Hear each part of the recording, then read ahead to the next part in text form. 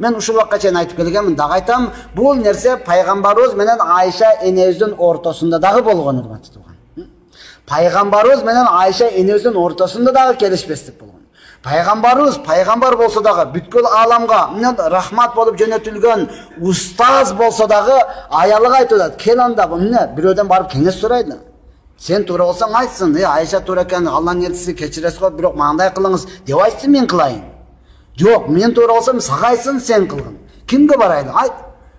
Айша өзүңүз айтыңыз деди. Пайгамбар айтты, жүр энди Умарга барасыз. Жок, Умарың каттуу адам. Бакыр салатулла. Анан каяка барайлы? Атама Абу Бакырга барабыз. Макул, жүрү деди, экөө ээрчишип барды. Баргандан кийин Абу Бакыр разияллаху анху күтүп алып туруп келгиле. Эмне болду? Тынчылыкпы? Дегенде пайгамбарыбыз айтты, Айша энебизге карап туруп, айтасыңбы же мен айтайынбы деди. Десе Айша энебиз эмне дейт? Өзүңүз айтыңыз, бирок чындыкты айтыңыз деди да. Сиз айтыңыз, бирок туура айтыңыз. Деши менен Абу Бакыр разияллаху ордудан туруп кызыны чапканы жөнөдү да, урганычы. Пайгамбарыбыздын калп айтканын качан уктуң эле деп чапканы жөнөгөндө, кайра эле не кылды? Айша энебиз пайгамбарыбызга, караң, атам жаман уруп салат деди. Анан пайгамбарыбыз айтты, биз андай нерсеге келген жокпуз, бизге кеңеш бериңиз деп туруп. Айтты, Абу Бакыр разияллаху анху чечип берди, жашоосу сонун болуп уланды, урматтуу тууган.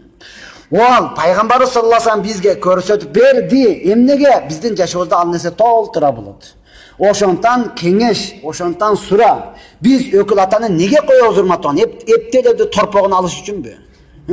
Эптелерди алтын шекегин алыш үчүнбү? Өкүл атаны койгондон максат мына ошол да, урматтуу тууган. Неге сиз атаңызга өтө жакшысыз, апаңызга өтө жакшысыз. Биздин уул андай кылбайт, биздин баланы билебиз, таптаза, бул деген ушундай, кой оозунан чоп алгыз, мына ушундай дейт. Аялыңызга ата-энеси ушундай. Аны өтө жакшы кызды, биз кызыбызды билебиз, мынандай, биздин кызыбыз эч качан андайга барбайт. Силерге келүүдө ушинтип калды, силерден угуп атабыз, бергенибизге өкүнүп атабыз, силерди карап деле турган жок элек, келгениңерден анан кийин бергенбиз депчи. Мына ошону чечип бере турган бул өкүл ата болуш керек, урматтуу тууган. Кызыңды билем, баланы дагы билем, экөөң мынандайсың, дөдүрөбөй жакшы болгула. Мындай кылбай мынандай болгула деп, ошол чечип бериш керек, урматтуу тууган. Өкүл атанын пайдасы мына ошол да.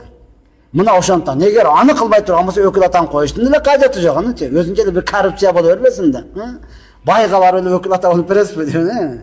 Мына урматтуу тууган, мына ошонтон не кылабыз? Ар бирине өзүнүн тартибиге коюп ала турган болсок, турмушуңуз дагы жеңил болот, жашооңуз дагы өтө таттуу болот.